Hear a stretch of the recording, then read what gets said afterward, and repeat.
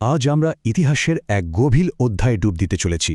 চলুন শুনি নূহ আলাইহিস সালাম এবং সেই মহাপ্রলয়ের কথা, যা বলা হয় পৃথিবীকে চিরদিনের জন্য বদলে দিয়েছিল।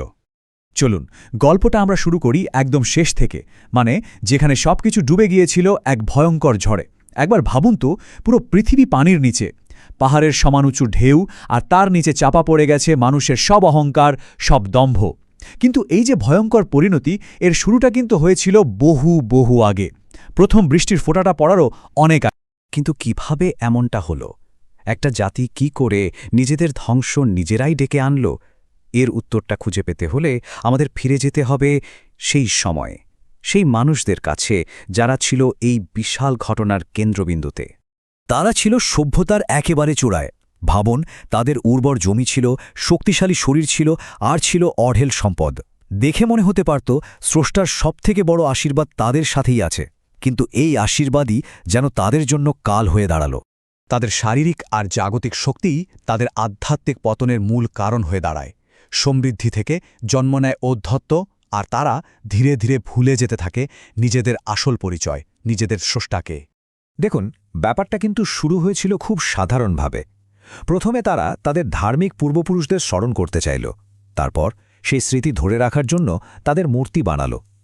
ধীরে ধীরে সেই মূর্তিকে সম্মান জানানো শুরু হলো, আর একটা সময়ে গিয়ে সেই সম্মানেই উপাসনায় পরিণত হল।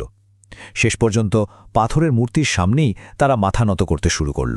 কোরআনে তাদের প্রধান 5টি মূর্তির নামও উল্লেখ করা হয়েছে: ওয়াদ্দু, সুয়া, ইয়াগুস, ইয়াউক এবং নাসার।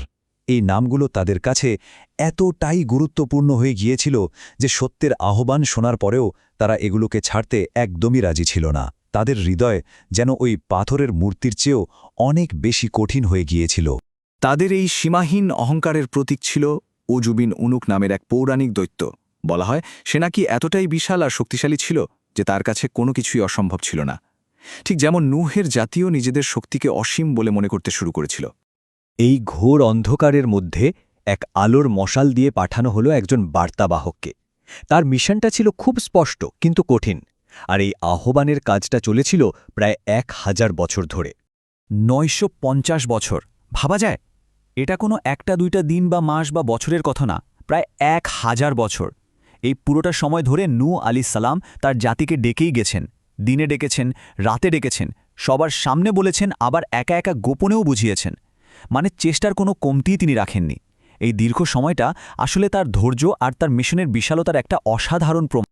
কিন্তু এত চেষ্টার জবাবে তিনি কি পেলেন? যখনই তিনি বলতেন এক আল্লাহর ইবাদত করতে, তারা উপহাস করত। যখন ক্ষমার কথা বলতেন, তারা কানে আঙুল দিয়ে দিত, যেন শুনতেই না হয়। আর যখন শাস্তির ভয় দেখাতেন, তখন তারা বলতো, আরে তুমি তো একজন সাধারণ গরিব মানুষ। আল্লাহ কোনো দূত পাঠালে আমাদের মতো কোনো ধনী প্রভাবশালী নেতাকে পাঠাতেন। 950 বছরের অক্লান্ত চেষ্টার পর যখন এটা পরিষ্কার হয়ে গেল যে তারা আর ভালো পথে ফিরবে না, তখন সতর্কবার্তার অধ্যায় শেষ হল। আল্লাহর পক্ষ থেকে এলো এক অদ্ভুত কিন্তু চূড়ান্ত নির্দেশ। নূহের এই দোয়াটা ছিল হৃদয় বিদারক, কিন্তু হয়তো এটাই ছিল তখনকার বাস্তবতা। তিনি বুঝতে পারছিলেন যে এই প্রজন্ম আর সংশোধনের পথে আসবে না। তারা বেঁচে থাকলে কেবল নতুন প্রজন্মের মধ্যেও অবিশ্বাস আর সীমালঙ্ঘনই ছড়িয়ে দেবে। তাই তিনি সমগ্র অবিশ্বাসী জাতির জন্য ধ্বংসের দোয়া করলেন। নির্দেশ এলো, একটা বিশাল কিস্তি বা জাহাজ তৈরি করো। একটু কল্পনা করুন তো দৃশ্যটা। চারিদিকে ধু ধু মরুভূমি, কোথাও এক ফোঁটা পানির চিহ্ন নেই, আর সেখানে তৈরি হচ্ছে এক বিশাল জাহাজ। স্বাভাবিকভাবেই জাতির নেতারা তাকে দেখে হাসাহাসি করত, বলতো, নবী থেকে এখন কাঠমিস্ত্রি হয়ে গেলে নাকি? এই জাহাজটা চালাবে কোথায়? মরুভূমির বালির ওপর দিয়ে? কিন্তু একদিন তাদের সেই উপহাসের হাসি চিরদিনের জন্য থেমে গেল। এমন এক চিহ্ন প্রকাশ পেল যা ছিল সমস্ত প্রাকৃতিক নিয়মের বাইরে, আর সেটাই ছিল মহাপ্রলয়ের আসল সূচনা। বন্যার শুরুটা বৃষ্টি দিয়ে হয়নি, হয়েছিল এক অবিশ্বাস্য ঘটনা দিয়ে। যে মাটির চুলায় আগুন জ্বলে রুটি সেকা হয়, সেই চুলার ভেতর থেকে টকবক করে পানি বের হতে শুরু করল। আগুনের জায়গা থেকে পানি। এটা ছিল চূড়ান্ত সতর্কবার্তা। এরপর আসমান যেন তার সবকটা দরজা একবারে খুলে দিল। এমন মুষলধারে বৃষ্টি শুরু হল যা এর আগে বা পরে পৃথিবী আর কখনো দেখেনি। শুধু ওপর থেকেই নয়, গজব এলো নিচ থেকেও। জমিন ফেটে গিয়ে মাটির নিচ থেকে ঝর্ণার মতো প্রবল বেগে পানি উঠতে শুরু করল।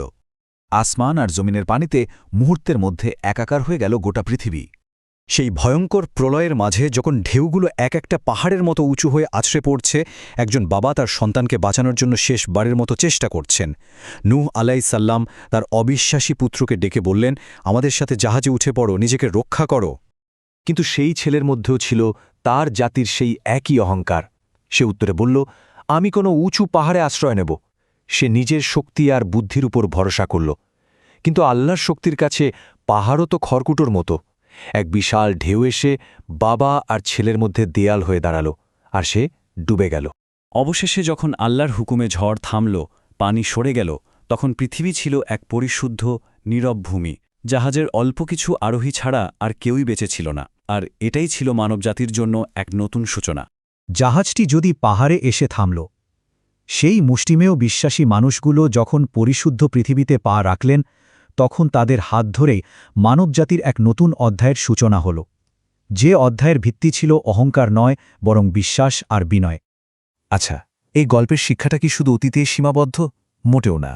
উৎস আমাদের একটা দারুণ প্রশ্ন সোচনের জন্য দিচ্ছে। দেখুন, নুহের জাতির মূর্তিগুলো তো ছিল পাথরের, তাই না? কিন্তু আজকের দিনে কি আমাদের জীবনে কোনো মূর্তি নেই? একটু ভাবলেই দেখব হয়তো আছে। সেগুলো হয়তো পাথর দিয়ে গড়া নয়, কিন্তু যখন আমাদের ক্যারিয়ার, সোশ্যাল মিডিয়া কিংবা লোকে কি বলবে এই সব চিন্তা আমাদের জীবনের আসল উদ্দেশ্যকে ভুলিয়ে দেয়, আমাদের মূল চালিকা শক্তি হয়ে দাঁড়ায়, তখন এগুলো তো এক ধরনের আধুনিক মূর্তি হয়ে যায়, তাই না? তাহলে আজকের এই আধুনিক ঝড়ে আমাদের বাঁচার কিস্তিটা কি হতে পারে? উৎস অনুযায়ী সেই কিস্তি হল আল্লাহর একত্ববাদে বিশ্বাস রাখা, নিয়মিত সালাত কায়েম করা, ভুলের জন্য অনুশোচনা করা এবং কোরআন ও সুন্নার নির্দেশনা মেনে চলা। এগুলোই আজকের দিনের সেই আধ্যাত্মিক আশ্রয়। গল্পটা শেষ হল, কিন্তু প্রশ্নটা রয়ে গেল, বিশ্বাস আর ঔদ্ধত্যের এই চিরন্তন লড়াইয়ের কাহিনী থেকে সবচেয়ে বড় শিক্ষাটা কি? মূল শিক্ষাটা হল, মানুষের শক্তি, সম্পদ বা জ্ঞান যতই হোক না কেন, তা যদি ঐশ্বরিক নির্দেশনার বিরুদ্ধে যায় তাহলে ধ্বংস অনিবার্য। একমাত্র আশ্রয় হল বিনয়ের সাথে স্রষ্টার কাছে আত্মসমর্পণ করা। এখন ভাবার বিষয় হল, আমরা আমাদের জীবনে কোন আশ্রয়টি বেছে নিচ্ছি।